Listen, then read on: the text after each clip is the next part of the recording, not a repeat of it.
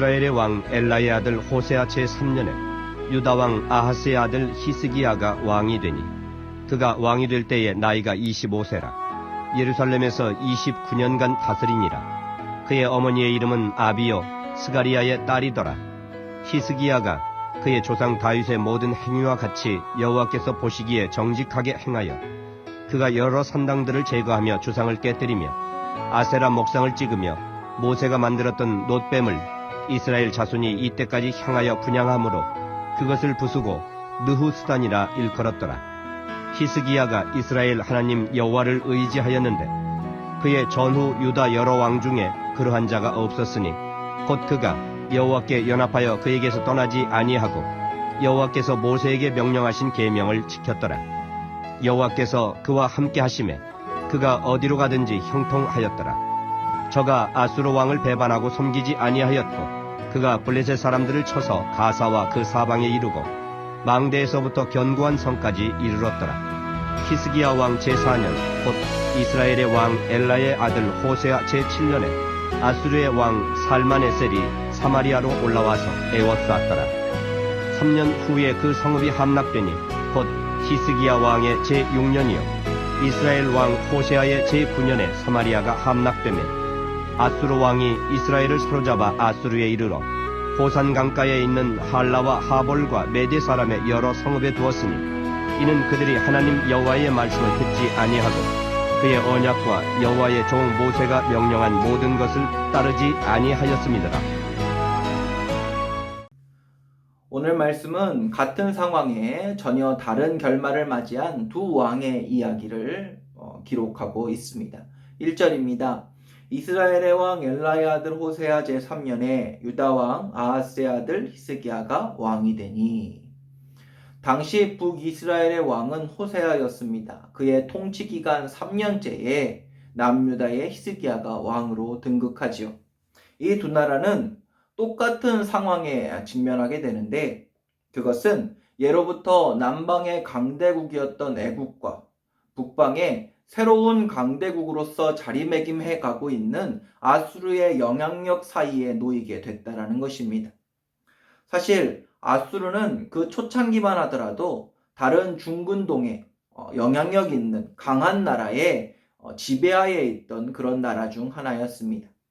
그런데 그들은 역사를 거듭해 가면서 고대 바벨론의 법전을 자신들의 상황과 실정에 맞게 바꾸어서 그들에게 적용시켜 내실을 든든히 해갔고 장기적인 군사와 또 외교적 발전을 위해 노력한 결과 강력한 철기 무기로 무장한 군대, 그 군사력을 바탕으로 애국과 어깨를 나란히 하는 나라로 부상하게 되었습니다.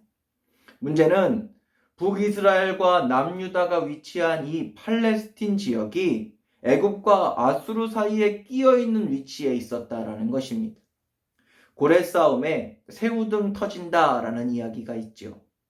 강대국 사이에서의 그 기싸움과 또 대립 속에서 그들은 강압적인 무언의 결정과 결단을 요구받게 됩니다. 무엇보다 이들의 대립 속에 더 적극적이었던 나라가 북방의 아수르였습니다. 애굽은 서서히 지고 있는 해였고 아수르는 이제 막 떠서 중천을 향하여 올라가고 있는 해였기 때문에 아수르가 더 적극적이었던 것은 당연한 일일 것입니다. 문제는 그러다 보니 자연스럽게 남유다보다 아수르와 더 가까이 있던 북이스라엘이 더 압박을 받을 수밖에 없었다라는 사실입니다. 그래서 호세아는 집권 초기에 아수르의 고개를 숙이고 아수르를 섬기는 나라가 되어 조공을 바치기 시작했습니다. 성경은 이 호세아 왕에 대해서 17장 2절 말씀에 이렇게 그를 평가합니다. 여호와 보시기에 악을 행하였으나 다만 그전 이스라엘 여러 왕들과 같이 하지는 아니하였더라. 여호와 보시기에 악을 행했지만 그전 왕들과는 같지 않았다. 결국 상대적으로 의로웠다라는 것입니다. 그런데 그 결국을 보십시오. 그는 잘 섬기던 아수르 대신에 애굽으로 그 노선을 갈아타게 됩니다. 아마도 이는 자신과 나라의 유익이나 이해관계에 의한 결정으로 보입니다. 그러나 결국 그들은 이 결정으로 인해서 화가 난 아수르 왕의 손에 의해 멸망하고 말지요. 이에 대한 기록이 12절에 나옵니다. 이는 그들이 하나님 여호와의 말씀을 듣지 아니하고 그의 언약과 여호와의 종 모세가 명령한 모든 것을 따르지 아니하였음이더라. 앞서 호세아는 역대 북이스라엘의 그 어떤 왕보다 악하지 않았다라는 평가를 우리는 보았습니다. 그렇다면 이런 생각도 해볼 만합니다.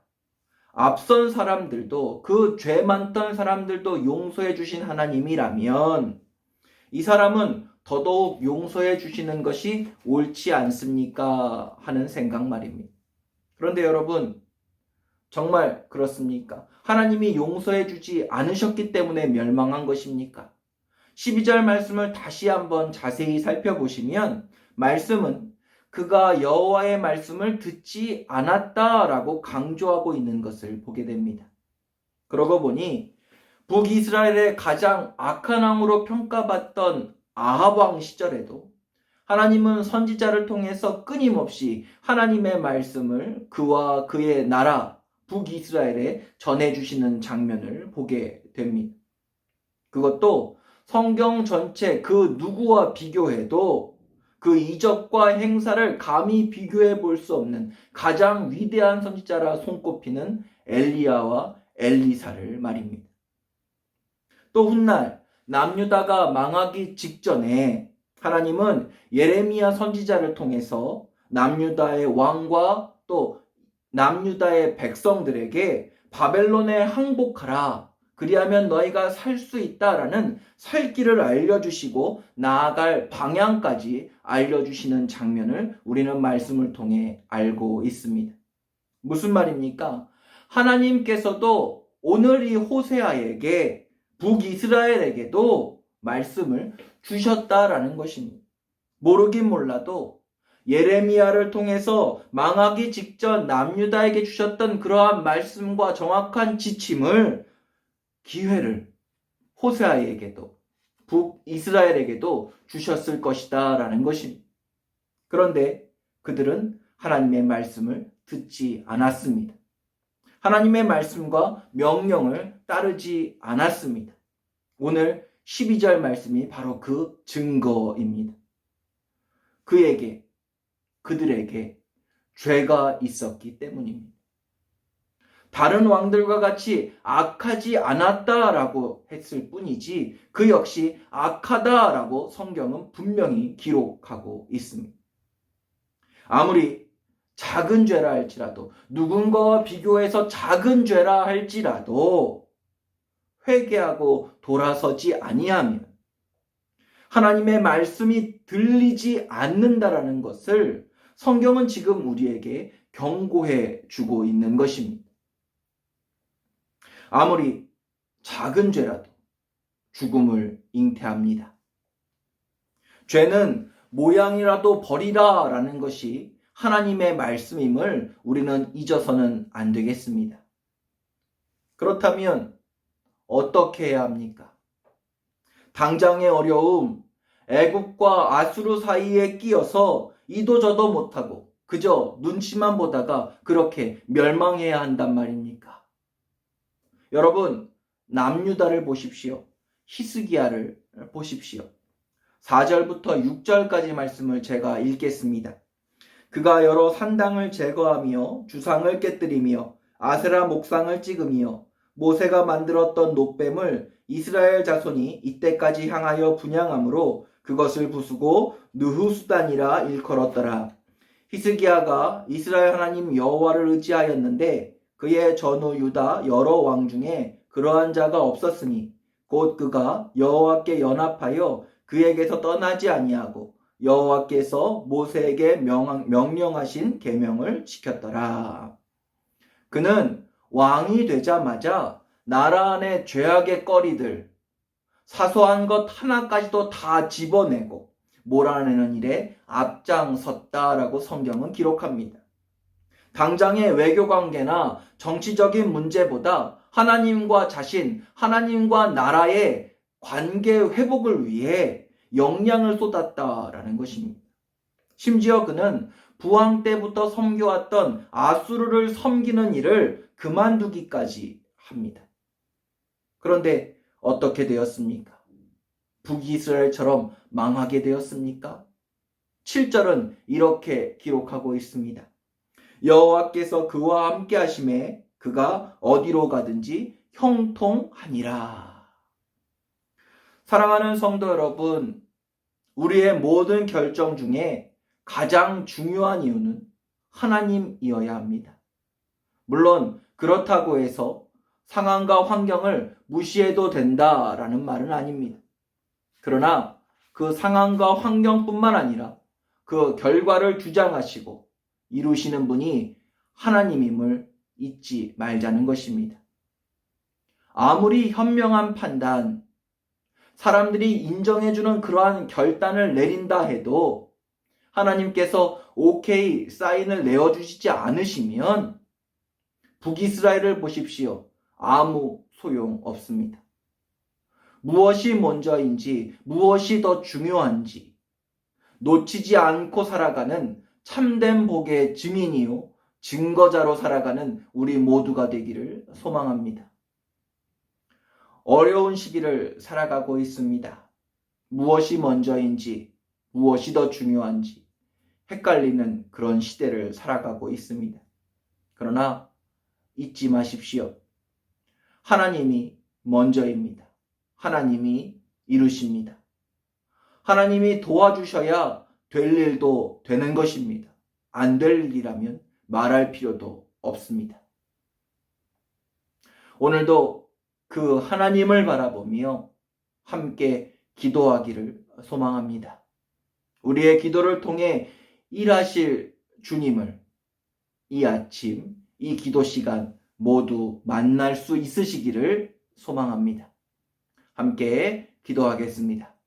사랑과 은혜의 하나님 아버지, 오늘 아침도 우리를 깨워주시고 주님과 함께 주님의 말씀을 붙들고 기도할 수 있는 시간 허락하여 주심에 감사드립니다.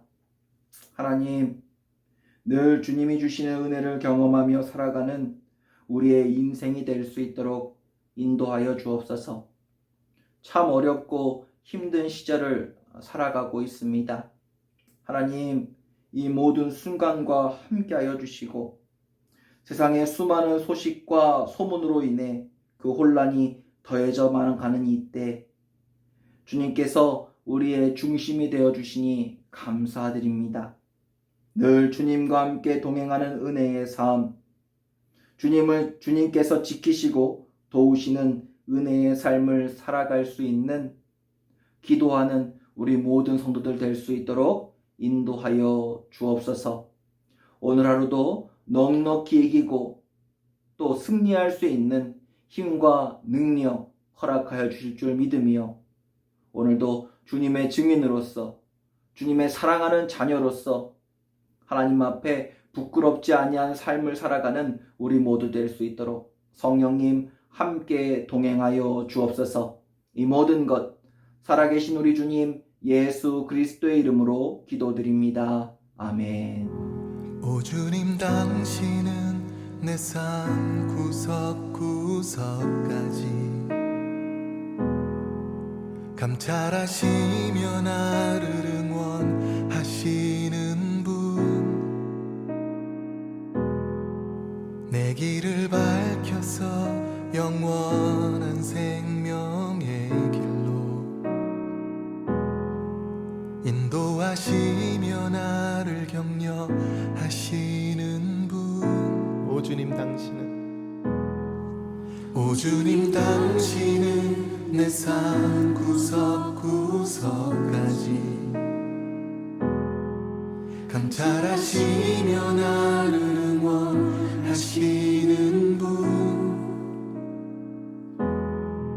내 길을 밝혀서 영원한 생명의 길로